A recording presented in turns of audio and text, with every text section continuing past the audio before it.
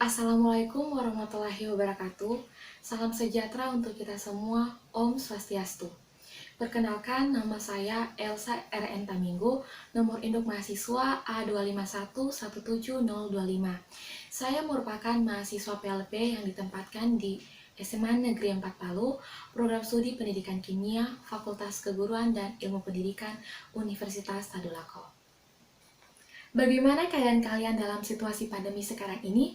Saya berharap semoga kita semua tetap sehat dan selalu dalam lindungan Tuhan Yang Maha Esa. Tetap semangat untuk menjalani aktivitas sehari-hari dan jangan lupa untuk mengikuti anjuran protokol kesehatan dari pemerintah, yaitu 3M, memakai masker, mencuci tangan, dan menjaga jarak. Sebelum kita memulaikan pembelajaran kita pada saat ini, mari kita berdoa menurut agama dan keyakinan kita masing-masing. Berdoa dimulai.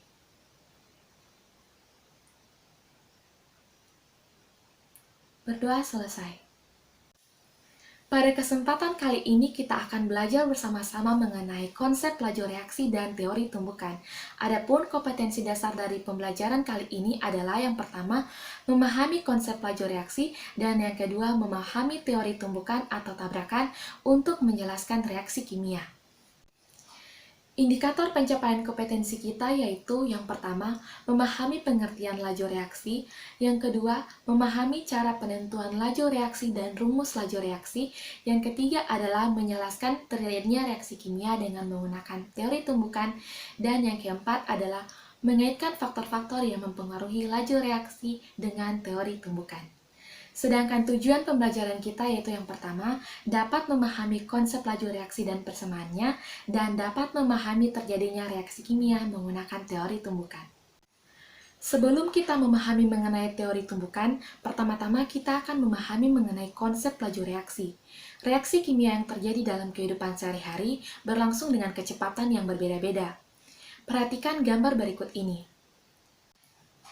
Gambar yang pertama merupakan peristiwa pembakaran sebuah kertas, sedangkan gambar yang kedua merupakan peristiwa korosi atau perkaratan yang terjadi pada sebuah mobil. Waktu yang diperlukan untuk pembakaran kertas sekitar kurang lebih 5 detik, sedangkan waktu yang diperlukan untuk peristiwa perkaratan dari mobil tersebut lebih dari 1 tahun. Berdasarkan gambar tersebut, dapat dilihat bahwa waktu yang diperlukan pada proses pembakaran kertas lebih sedikit dibandingkan dengan waktu yang diperlukan pada proses perkaratan mobil. Cepat lambatnya suatu reaksi berlangsung disebut dengan laju reaksi. Dalam suatu reaksi kimia, zat bereaksi akan bereaksi membentuk zat produk reaksi. Perhatikan grafik berikut ini. Berdasarkan grafik tersebut, dapat dilihat bahwa semakin besar waktu, maka jumlah reaktan akan semakin kecil, sedangkan jumlah produk akan semakin besar. Konsentrasi zat reaksi dan produk dinyatakan dalam kemolaran atau molaritas. Laju reaksi dinyatakan dengan berbagai cara, seperti perubahan volume, perubahan massa, dan perubahan warna. Untuk sistem homogen, secara umum yang digunakan untuk menyatakan laju reaksi adalah laju pengurangan konsentrasi molar reaksi atau laju pertambahan konsentrasi molar produk dalam satuan waktu yang dapat dirumuskan sebagai berikut.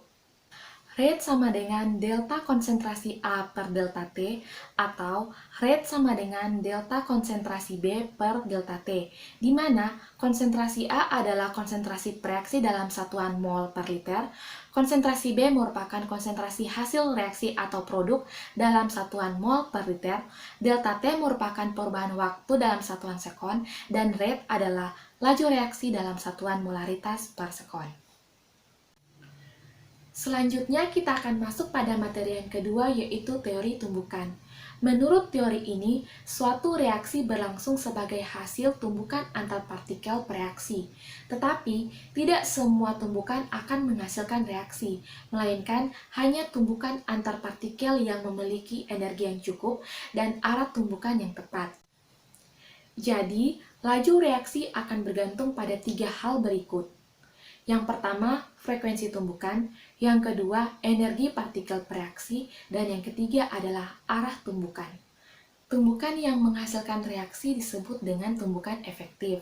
Energi minimum yang harus dimiliki oleh partikel reaksi sehingga menghasilkan tumbukan efektif disebut dengan energi pengaktifan atau energi aktivasi yang disimbolkan dengan EA. Semua reaksi baik eksoterem maupun endoterem memiliki energi pengaktifan. Reaksi yang berlangsung pada suhu rendah memiliki energi pengaktifan yang rendah. Begitu pula sebaliknya, reaksi yang berlangsung pada suhu yang tinggi memiliki energi pengaktifan yang tinggi. Ada dua faktor yang dapat menyebabkan terjadinya tumbukan efektif. Yang pertama adalah energi kinetik partikel. Pada proses tumbukan, partikel-partikel saling berdekatan dan terjadi gaya tolak-menolak antara elektron terluar masing-masing partikel. Gaya tolak-menolak ini dapat diantisipasi apabila masing-masing partikel memiliki energi kinetik yang cukup sehingga tumbukan yang efektif dapat terjadi. Faktor yang kedua yaitu arah partikel yang bertumbukan. Suatu tumbukan yang efektif dapat terjadi jika partikel-partikel bereaksi mempunyai orientasi dan arah yang sama pada saat bertumbukan. Ya, sekarang untuk menguji pemahaman kita terhadap materi tadi, kita akan masuk pada tahap evaluasi. Di sini ada 5 soal dan kita akan bahas secara bersama-sama. Soal yang pertama yaitu, sebutkan masing-masing 2 contoh peristiwa laju reaksi yang terjadi dalam waktu cepat dan laju reaksi yang terjadi dalam waktu yang lambat dalam kehidupan sehari-hari.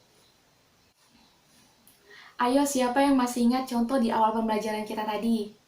Ya, jadi reaksi yang dapat berlangsung cepat seperti contoh tadi adalah reaksi pembakaran kertas. Contoh lain yaitu letupan kembang api. Sedangkan contoh untuk reaksi kimia yang berlangsung lambat yang tadi yaitu reaksi korosi atau perkaratan, dan yang satunya adalah reaksi pematangan buah.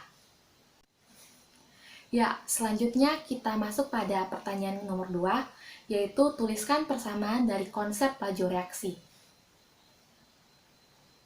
Ya, jadi jawabannya rate sama dengan delta konsentrasi A per delta T atau rate sama dengan delta konsentrasi B per delta T, di mana konsentrasi A merupakan konsentrasi reaksi dalam satuan mol per liter, konsentrasi B merupakan konsentrasi hasil reaksi dalam satuan mol per liter, delta T merupakan perubahan atau selang waktu, dan rate merupakan laju reaksi dalam satuan molaritas per sekon. Kita lanjut pada soal berikutnya, yaitu mengapa minyak tanah tidak terbakar pada suhu ruangan. Ya, mungkin ada di antara kalian yang bertanya-tanya, mengapa minyak tanah tidak terbakar pada suhu kamar atau suhu ruangan? Jawabannya adalah karena energi tumbukan antar masing-masing partikel molekul udara dan minyak tanah tidak cukup besar sehingga masing-masing kembali ke keadaan semula. Apabila kita bakar atau panaskan, energi tumbukan antar molekul-molekul minyak tanah ataupun udara akan meningkat sehingga tumbukan efektif dapat terjadi dan minyak tanah pun terbakar. Kita lanjut pada soal nomor 4, yaitu apa yang dimaksud dengan energi pengaktifan? Ya, jawabannya, energi pengaktifan adalah energi minimum yang harus dimiliki partikel bereaksi sehingga tumbukan efektif dapat terjadi. Ya, kita masuk pada soal yang terakhir, yaitu soal nomor 5. Jelaskan apa yang dimaksud dengan tumbukan efektif dan sebutkan faktor yang mempengaruhinya. Jawabannya adalah tumbukan efektif adalah tumbukan yang menghasilkan reaksi. Adapun 2 faktor yang mempengaruhinya yaitu yang pertama, energi kinetik partikel, dan yang kedua adalah arah partikel yang bertumbukan. Sebelum kita akhiri proses pembelajaran kita kali ini, mari kita simpulkan materi yang sudah kita pelajari tadi. Yang pertama, laju reaksi merupakan cepat lambatnya suatu reaksi berlangsung. Yang kedua yaitu rumus persamaan dari konsep laju reaksi adalah rate sama dengan delta konsentrasi A per delta T atau rate sama dengan delta konsentrasi B per delta T. Yang ketiga, tumbukan efektif adalah tumbukan yang menghasilkan reaksi. Yang keempat adalah faktor-faktor yang mempengaruhi terjadinya tumbukan efektif yaitu energi kinetik partikel dan arah partikel yang bertumbukan. Sekian dari saya, kurang dan lebihnya mohon dimaafkan. Semoga ilmunya dapat bermanfaat bagi kita semua. Wassalamualaikum warahmatullahi wabarakatuh. Shalom, Om, Santi, Santi, Santi, Om.